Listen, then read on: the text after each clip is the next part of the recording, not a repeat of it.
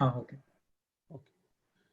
Yeah. So last time we gave an example of ergodic representations. So what we defined was we took a group action G uh, of group action of G on some set X, and then what we did was we took uh, from this action we get a unitary representation from G. So this pi we get from G to L2X. So we get a group representation, unitary representation on L2X, and that is given by pi G of F. This thing evaluated at X gives F of G inverse X.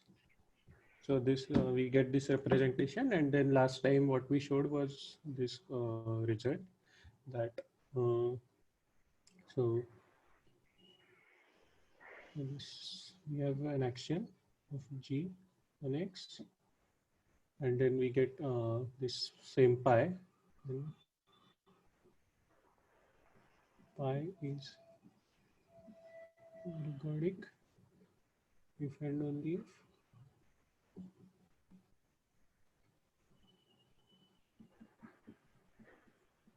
so every orbit of this action beta is infinite.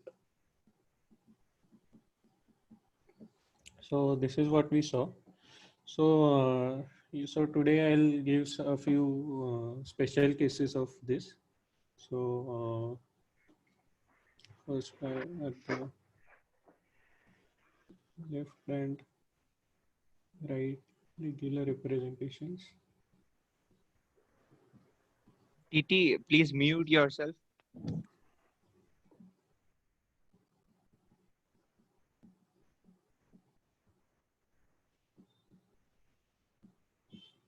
So first we define the following G actions. So, uh,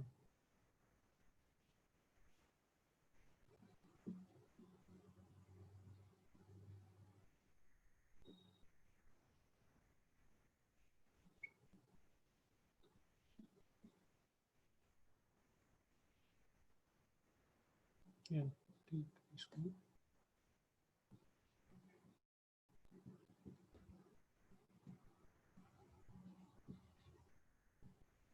So first is like by acting by left multiplication, and the other is acting by right multiplication, where we have to take the inverse to ensure that this is an action. So let's give this give these some names. Say beta 1 and beta 2, and then we get the following representation. So so first one is left regular representation. That is uh, we call that lambda.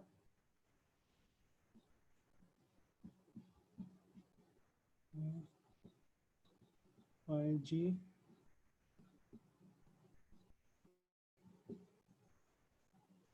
This thing evaluated at some group element H is f of G inverse dot H, which is just f of G inverse H. And the another one is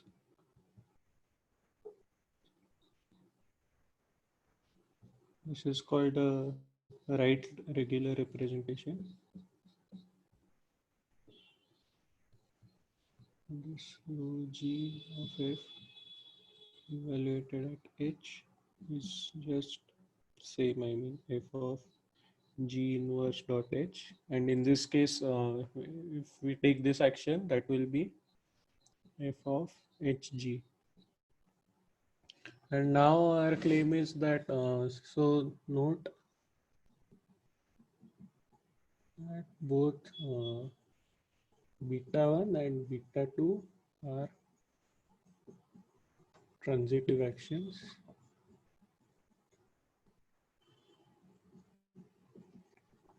So the only orbit is G, whole of G itself.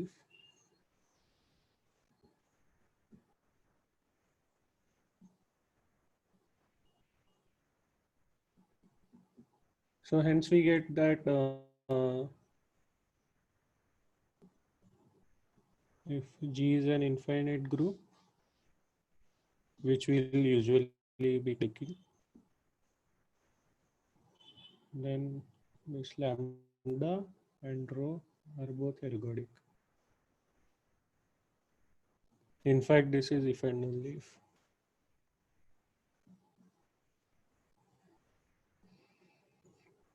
So G is infinite if and only if lambda is ergodic, if and only if rho is ergodic. So all three are equivalent. So this is one example. Another example is the one which we get by the conjugation action of G on G. So this is the first example.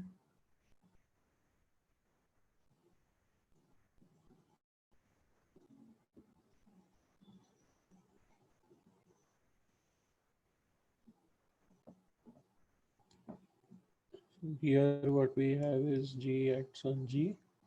It's called the action beta, and G dot H is defined as G H G inverse. We can check this is a group action, and then we get the representation pi from G to U of L to G. Same way, pi IGF evaluated at H is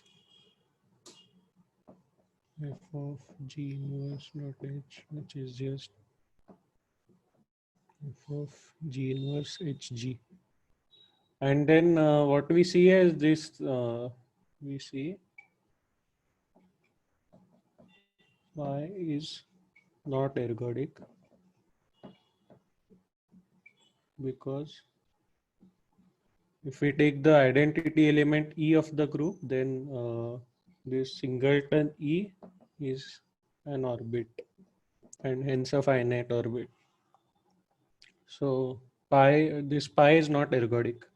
But then what we can do is we can hence remove the identity element from here and then see that G acting on this G minus E. When we remove the identity element, and then what we do is we consider the same action.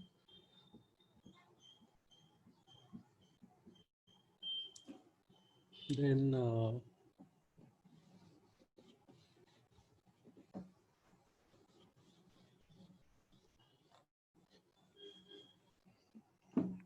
Chinmay, did you mention the measure on G? measure on G. Or do we not No, need a no, measure? G is just a group. Like G has no measure. So what do you mean by L2? Small L2. So Oh, small small. L2 Oh, is yeah. So small L2, I mean counting measure. So it's not necessarily a probability measure in this case. okay, okay. So counting measure, right? Yeah. Yeah. Okay, cool. So that measure is actually on this X, not on G. So here just G happens to be X. I mean. Yeah, okay, okay. So so then we remove the identity element and then we get this G minus E, and then we still have this action. So if H is not the identity element, of course this whole thing cannot be the identity element. So this is a valid action. And then so hence we get this again. Let's call this now pi1 from G unitary representation. This will be on L2 of G minus E. And the formula will be same, this same thing. I1G if evaluated at H is just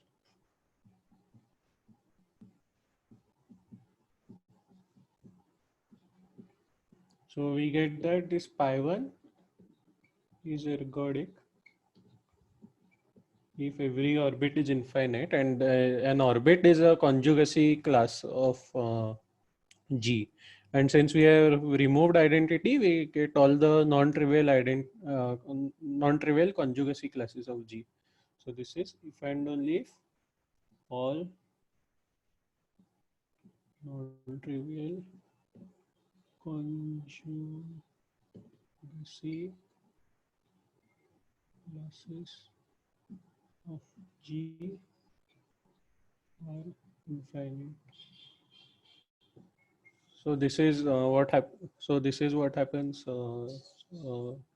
with for the conjugate action, and such groups are very important in like the basic study of von Neumann algebras, and hence such groups have a name. So they are called ICC groups, which stands for infinite conjugacy classes. So in above case, G is called. So if this condition star is satisfied, G is called an ICC group. ICC stands for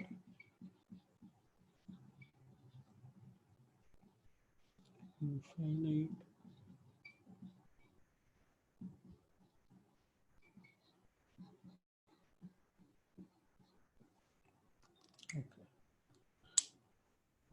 So yeah, so we saw some examples. Now, uh, so I'll start mixing in maybe next couple of lectures. But before that, so since TT had asked the question that what happens in for ergodicity when G is finite, so I'll try to address that question today. So we Also, could you give examples of ICC groups? ICC groups. So I think one of them is this S infinity, if you remember that that I defined last time.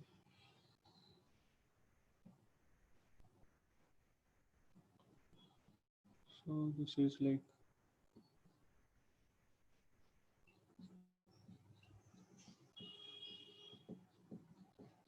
all permutations of n such that it fixes all but finitely many points. So there exists a finite subset of n such that tau of n is n for all. So this is an example of an ICC group. So maybe I'll leave this as an exercise. Shouldn't be very difficult. And another obvious example is like if regroups over some finitely many generators over n generators.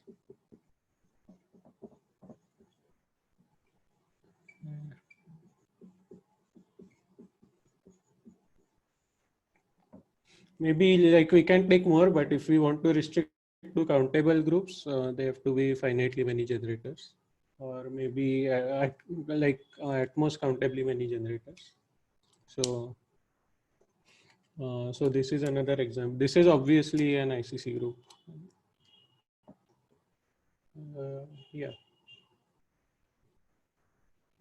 Okay, thanks. So this, like, I think FN. Okay. So yeah. So next, I'll see what. Yeah. So what happens when G is finite?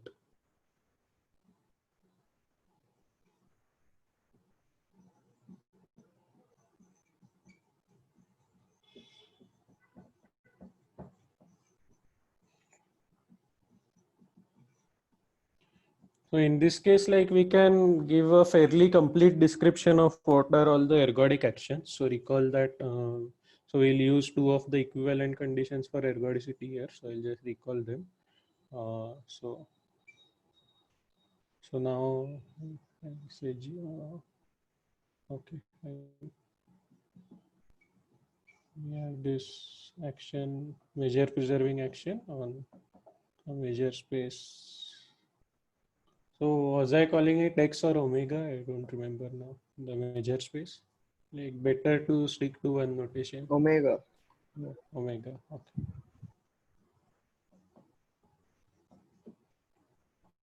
Yeah. So this is a measure preserving action, and then alpha is set to be ergodic.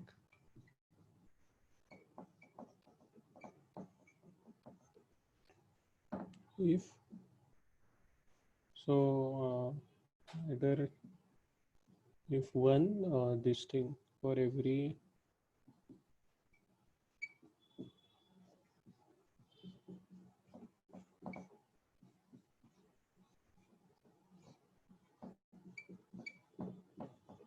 if we take the orbit of E under this action, then that has to be almost whole of omega. So its measure must be one. So this was a probability space. We always considered this to be a probability space. So mu is a probability measure.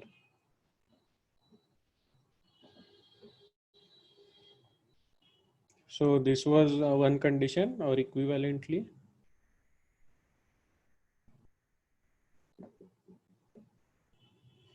Second one was for every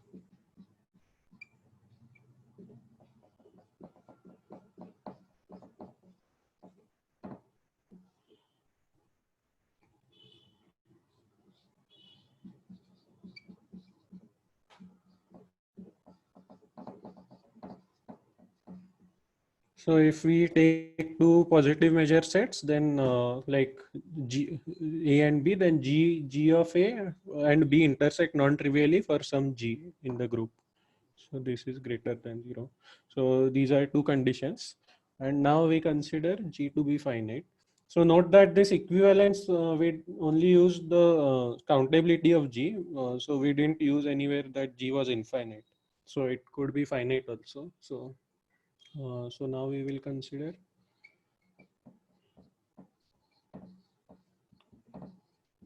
G to be finite.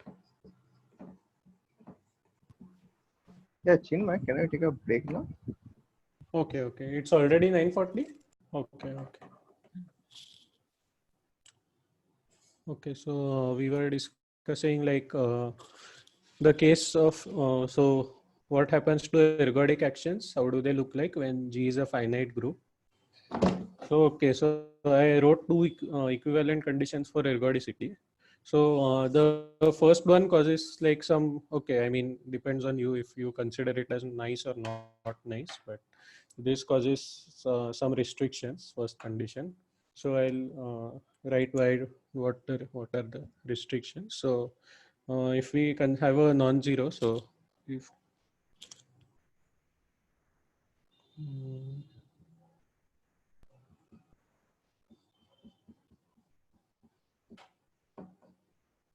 so we have this mu of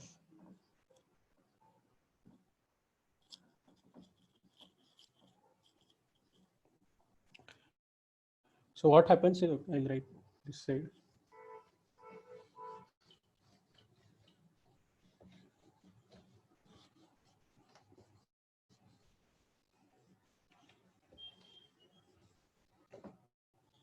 Okay, so this is what happens now. Mm,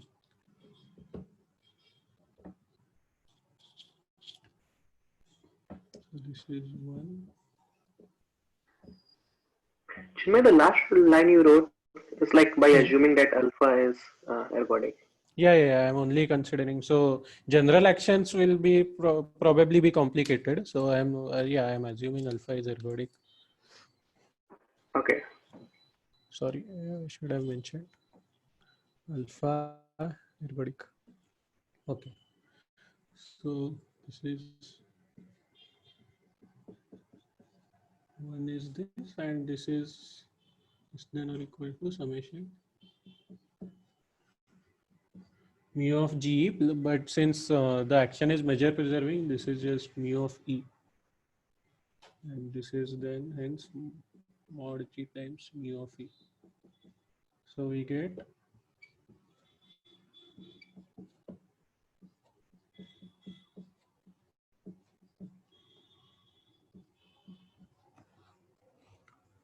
so this is an important restriction, because now we get that if some set has positive measure, it has at least its measure is at least 1 by mod g.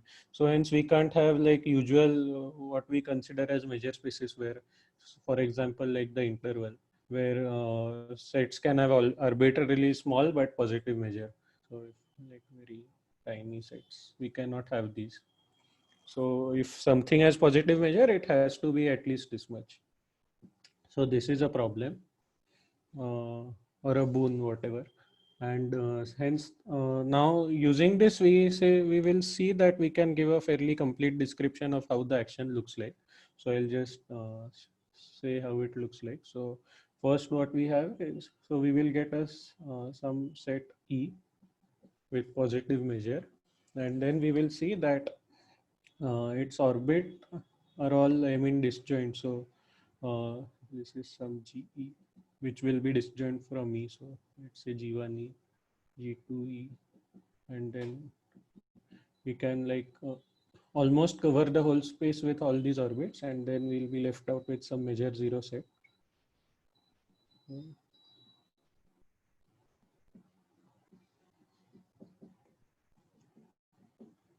And then this space will be like covered with disjoint orbits of G. And further what we have is, okay, I'll just maybe draw a smaller picture.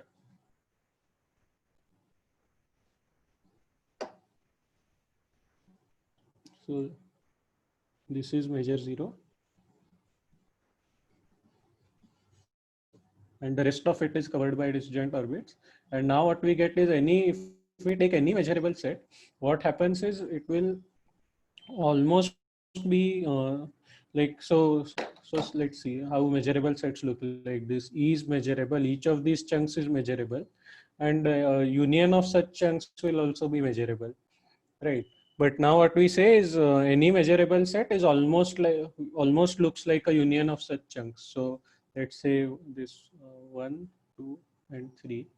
If we take, and then any measurable set will be almost this. So what I mean by that is that we remove some measure zero set from here, some measure zero set from here, and some measure zero set from here, let's say.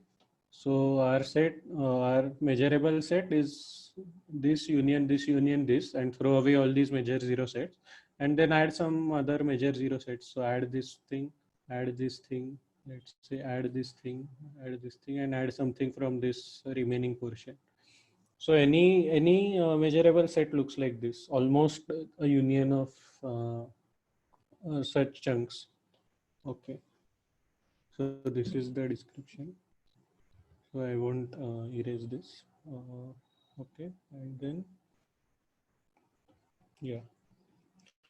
So I'll state this explicitly. So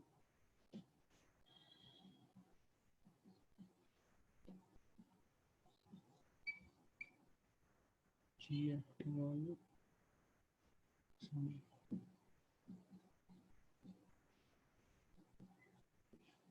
is ergodic.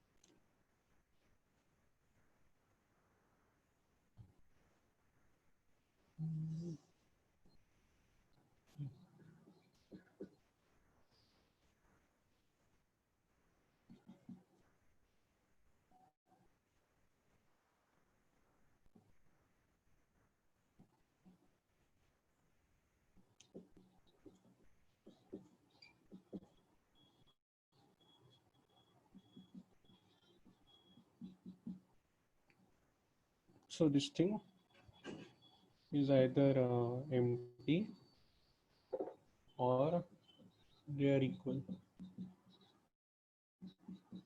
So this is one condition.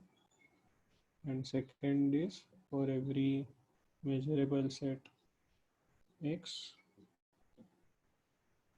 there exists a finite subset of, G is itself finite. So there exists a subset of G such that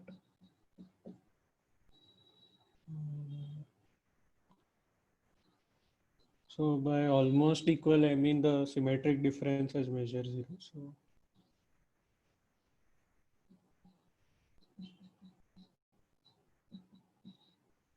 okay.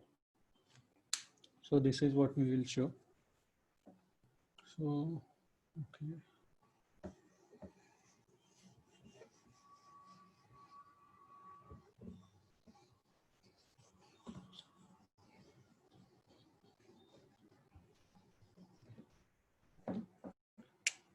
So yeah, I have not written this proof down explicitly, so there might be some mistakes. Hopefully not. Let's see. Yeah.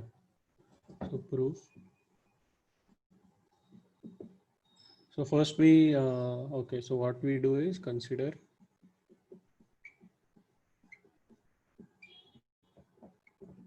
So we consider the set of all real numbers, which are positive real numbers, which are the measures of some measurable set here. So let's say M equal to mu of E such that E is in A and mu of E is greater than 0. Then so from this star,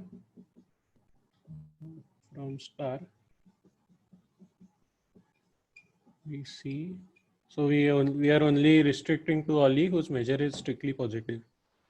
That for every R belong to M, we have 1 by mod G is less than R. Hence, this infimum of M is strictly greater than 0. Okay. So then now,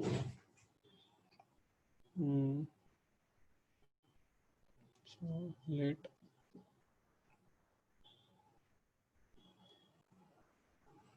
let's say C equal to infimum of M. So this is like smallest possible set like smallest possible positive measure of some set. But this might not be a measure, but we can see that they come arbitrarily close to C.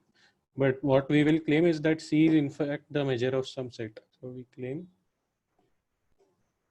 C belongs to M. Okay. Yeah. So what we will now do is like we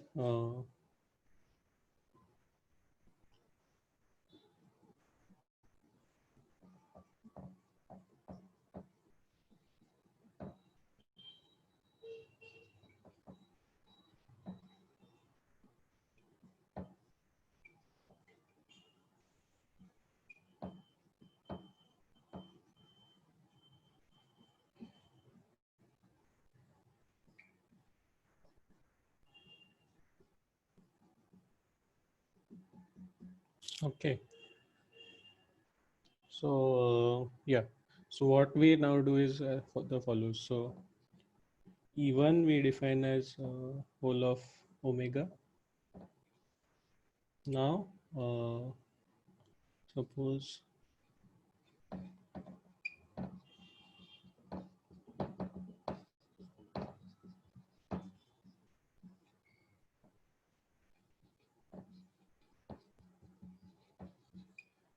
okay, and then we further want this condition. Sorry, I should have mentioned that mu of En is less than C plus 1 by N. And then what we will do is take all the intersection of all such things so that we get a set with measure C. Okay, so suppose all these have been defined, then what we will do is since C equal to infimum of M, there exists some set, say X, such that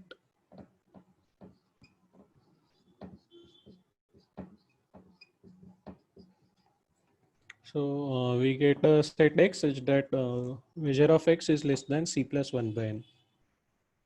Okay. Yeah, and we want this to be positive. So then what, and we have, okay, so uh, have been defined such that, okay, I'll state the conditions such that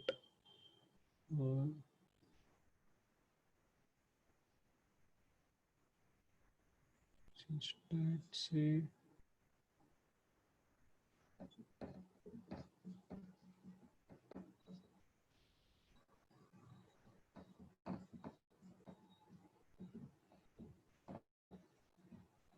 for all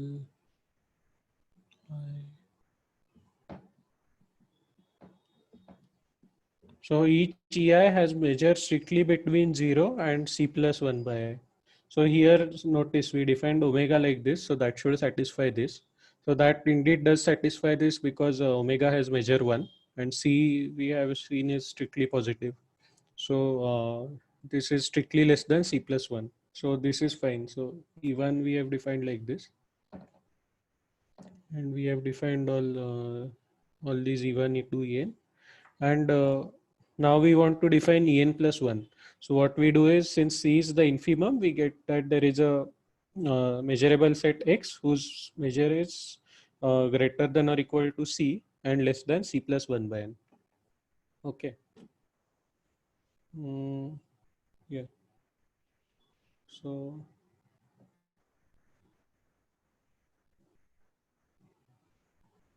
okay, I'll erase this.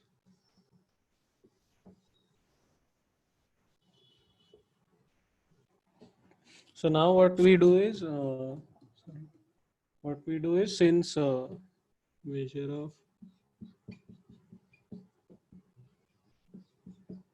X are greater than 0, as we have seen here, there exists some G in G such that measure of Gx intersection En is also greater than 0. Hence, define En plus 1 to be this Gx intersection En. Then we get En plus 1 is a subset of En, and we have 0 is strictly less than measure of En plus 1. But En plus 1 is now a subset of Gx. So this is less than or equal to measure of Gx, which is measure of X. Okay, so this I should have taken 1 by N plus 1. So I'm correcting that here. So this is strictly less than C plus 1 by N plus 1. So hence this condition is again satisfied. So we have defined En plus 1 like this. Hence we have recursively built such a sequence. Hence we get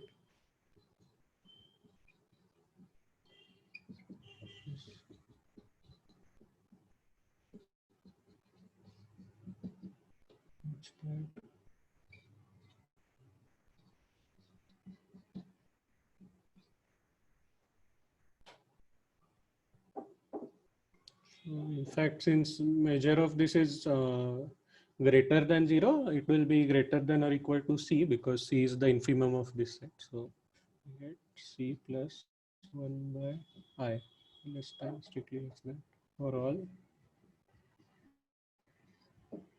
And hence we get that if E is the intersection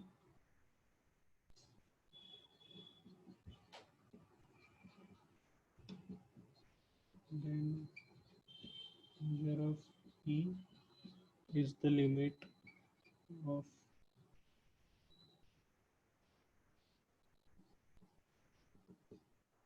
so this is a decreasing sequence whose lower bound is C, but the ith element is less than C plus 1 by I. So the limit has to be C. So this is equal to C. Hence we have that this C belongs, since C is positive, C belongs to this M. Hence C belongs to M.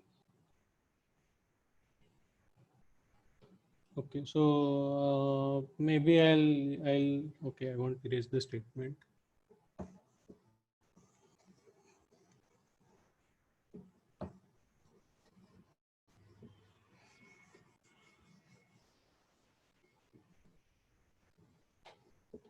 So hence C belongs to M, and so consider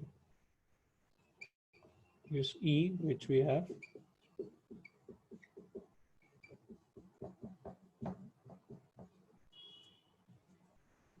Okay, now what we do is hence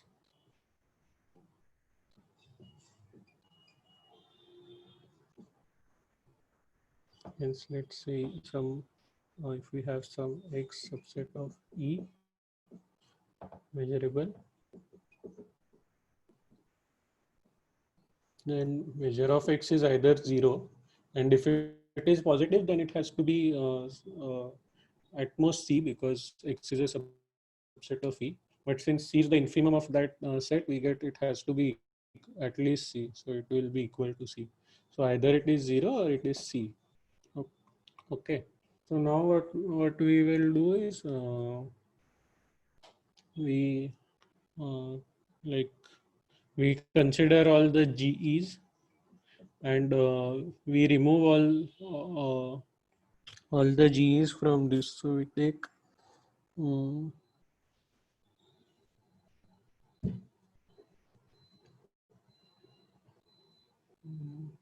consider then for every G in G we get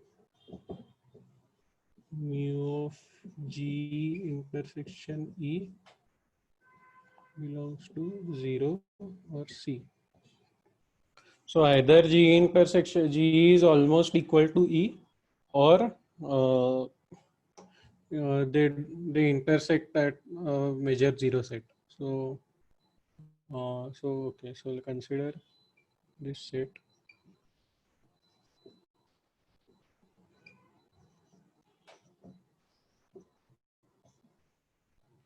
Call this if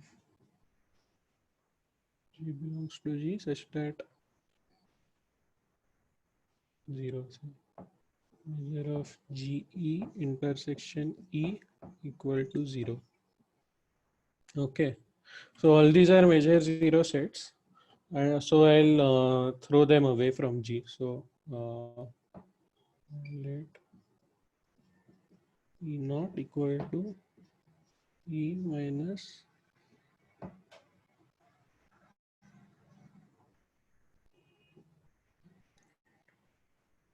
G belongs to this F naught.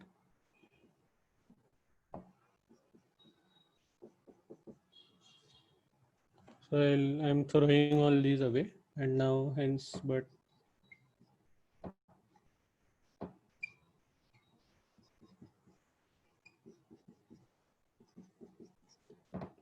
is F naught is a subset of G, so F naught is finite. So hence this will be less than or equal to mu of G intersection E. But then this is 0 by definition of F naught. So this is 0. So hence this set that we have thrown away has measure 0. So hence measure of this E naught is again C. And now we claim, now what we will claim is now maybe I'll need to fill in.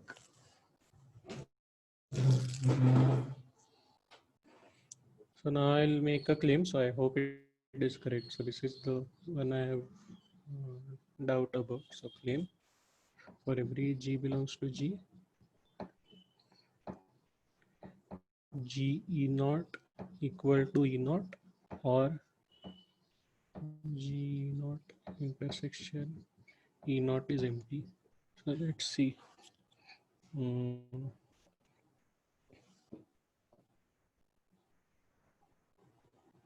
So, so I thought this should be true because like we have thrown away all the conflicting sets where which might cause problems. So, mm,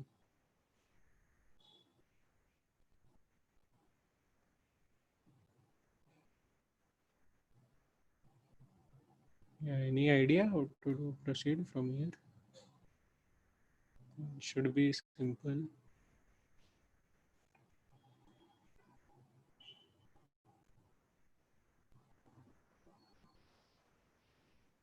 So, So what do we need to prove?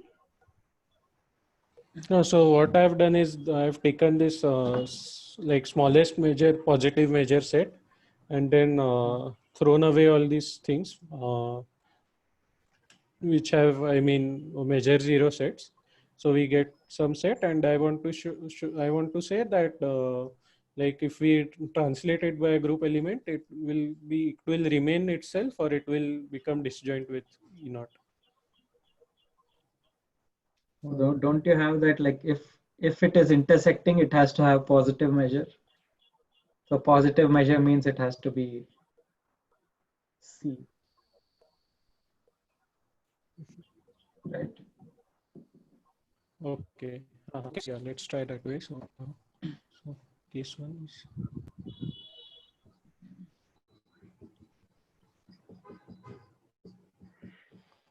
is zero. Then we will say that they are disjoint, right? So, mm,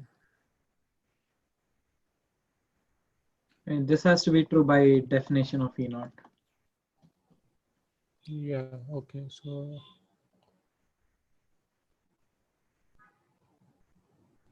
Okay, so we want to say that if G satisfies this, then this should also be zero, right?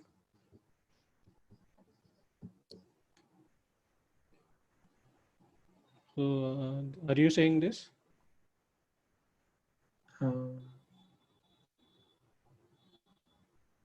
I think Karthik is saying Yeah, I then think. we will prove that it is not the measure, it is totally empty if this is zero. Yeah. No. So we have to say it is empty. So what I am Okay. first assuming this thing is zero, then I am Okay. trying to show the intersection is empty. So is this true after? Yeah, I think the second should be true. Yeah. Okay, let's draw a picture.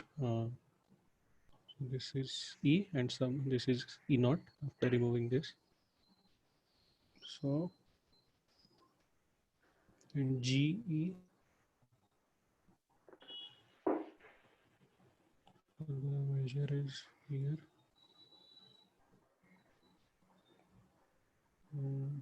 So okay, wait. So yeah, I think this should be true.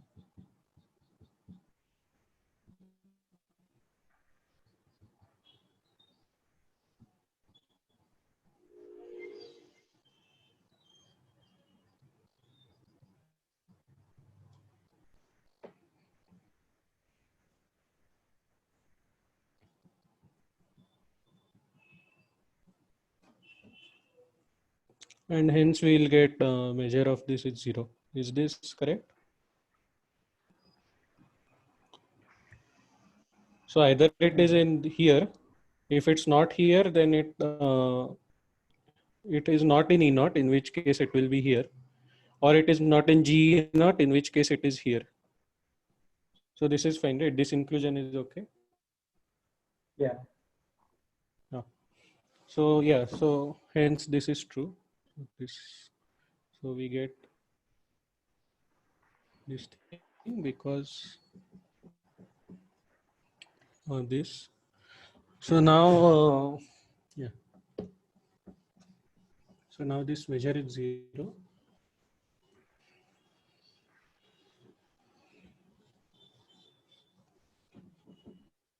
And hence, so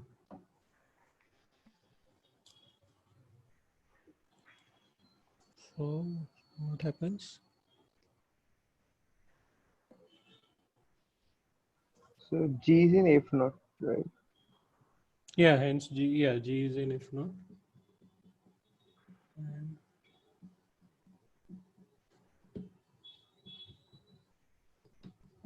so this thing is not doesn't intersect with E naught. So this is fine. And then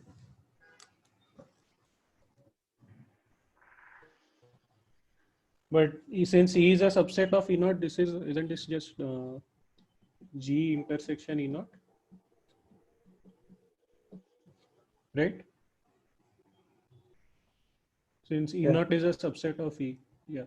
So we use the associative law and then see this, and hence G E naught intersection E naught is empty because G E naught is a subset of G. So yeah, so we showed this first case, and then case 2 is the measure of this is positive.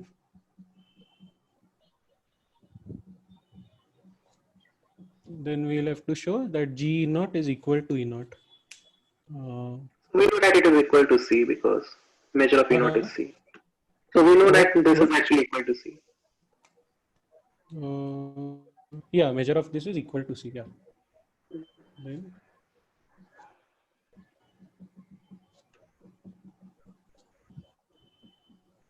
this is equal to C, and then we want to show that this set is in fact equal to E naught. So how do we show that? Hmm.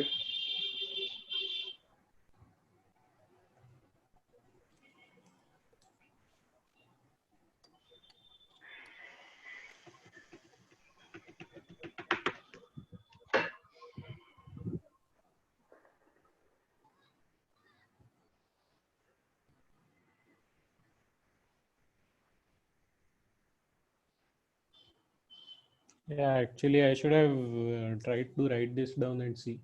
Okay. No, so is this even correct? Because see, if some G is not in this F naught, then we get that GE is almost equal to E almost everywhere. But then what we have is that, so this can be E and this can be GE, something like this. And so such that these sets have measure 0. So this is E. But then I am not throwing this away when actually I think I should throw this away. So I'm, yeah. Yeah, I think that is missing. Yeah. What's the time? Then maybe I can do this next time. Sorry. I mean, if it's getting late. It's Hey, 10:07 right now. No, late nahi. Okay.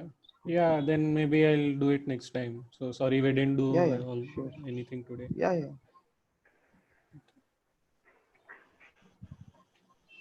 Cool, I'll stop But the recording. oh yeah, fine. But I think the result is true. I mean, I'll just